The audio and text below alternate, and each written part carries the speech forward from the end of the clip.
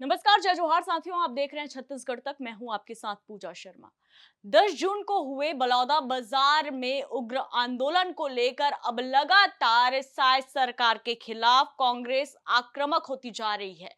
एक और जहां इस पूरे घटनाक्रम ने न सिर्फ छत्तीसगढ़ की राजनीति में भूचाल लाया बल्कि कई सवाल अपने पीछे छोड़ दिए हैं और इन कारणों को जानने के लिए लगातार कांग्रेस समिति का गठन कर लगातार धरना स्थल पर पहुंच रही है, धरना दे रही है और साथ ही साथ बलौदाबाजार हिंसा जहां पर हुई वहां पर भी पहुंच रही है और इस पूरे घटनाक्रम में बीजेपी को जिम्मेदार ठहरा रही है। बीजेपी का मानना है कि इस पूरे घटना के पीछे कांग्रेस का हाथ है, तो वहीं कांग्रेस लगातार अब प्रदर्शन कर इस पूरे घटनाक्रम के पीछे तमाम तरह के सवालों के साथ बीजेपी पर जमकर निशाना साध रही है। इसी कड़ी में पूरे प्रदेश भर के विभिन्न जिलों में, अलग अलग जिलों में कांग्रेस के जो नेता हैं, जो दिग्गज हैं, वो प्रदर्शन कर रहे हैं और सरकार से जवाब मांग रहे हैं।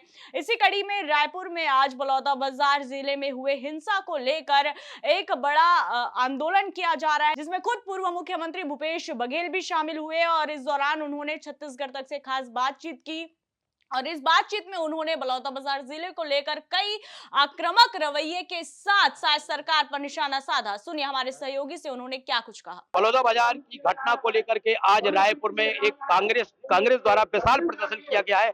आप हमारे पीछे देख सकते हैं कि कांग्रेस के पूर्व मुख्यमंत्री भूपेश बघेल जी बैठे हुए हैं, विधायक बैठे हुए हैं, गिरीश देमांगन के बैठे हुए हैं। कांग्रेस के कई कार्यकर्ता लोग यहाँ बैठे हुए हैं और बीजेपी के खिलाफ प्रदर्शन कर रहे हैं। कांग्रेस का साफ कहना यह है कि जो घटना घटी है, जो घटना घटी है बहुत ही बीजेपी की लचर व्यवस्था थी और वहां पर कानून नाम की कोई चीज नहीं थी। हमने भूपेश बघेल से बात करने की कोशिश की, लेकिन भूपेश ने कहा कि मैं थोड़ी देर बाद बात करूंगा। और यहाँ पर कई कांग्रेस नेताओं का कहना यह है कि जो बीजेपी है वो का काम सही नहीं है, कानून व्यवस्था सही नहीं है। इसमें हमारे साथ भूपेश बघेल है, पूर्व मुख्यमंत्री भूपेश बघेल है। आइए हम बात करते हैं आज इस प्रदर्शन को लेकर के क्या पूरे प्रदेश में बलौदाबाजार की घटना के खिलाफ में धरना प्रदर्शन आयोजित किया गया है। क्या लगता है कि बीजेपी की लचर व्यवस्था है? सरकार पूरी लचर है, चरमरा गई है। सरकार आम की चीज नहीं है। ये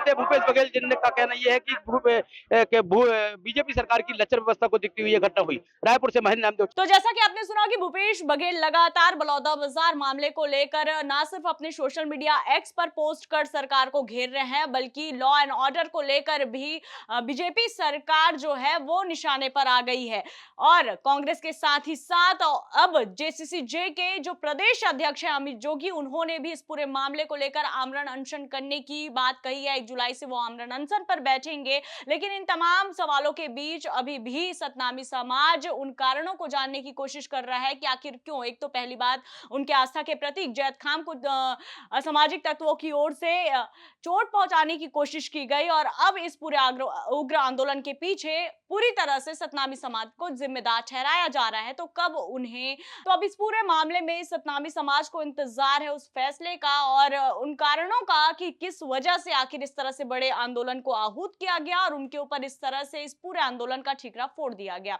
तो इस रिपोर्ट में इतना ही साथियों। छत्तीसगढ़ से जुड़ी तमाम खबरों से अपडेट रहने के लिए देखते रहिए छत्तीसगढ़ तक। जय जोहार, नमस्कार।